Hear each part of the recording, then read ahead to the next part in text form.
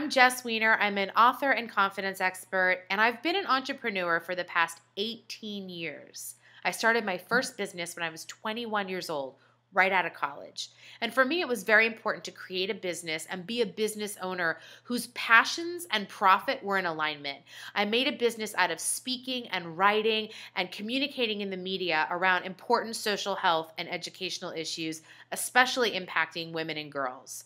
And I remember being so excited to start a business that was going to be in alignment with my real beliefs. And one of the things that I deeply, deeply believe in is our ability to make social change on a daily basis. And there is no better way to make social change individually and collectively than by voting. I remember being 17 and a half. I was a freshman in college. I went to college a little bit early. I remember being so excited to vote in my first election. I remember it exactly. It was 1992.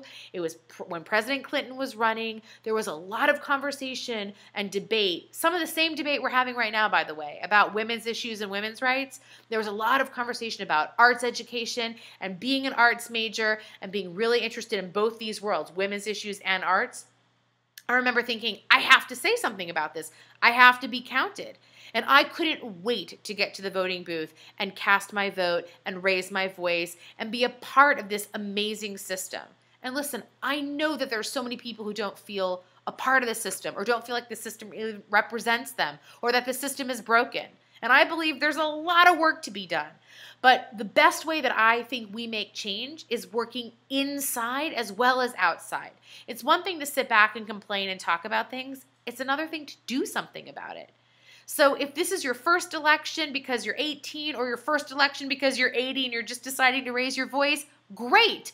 Do it. Let's all raise our voice. The only way we're going to see change is if each of us individually stands up, goes to that voting booth, gets our friends to go, and we raise our voice through voting. It is so, so, so important. I can't underscore it enough.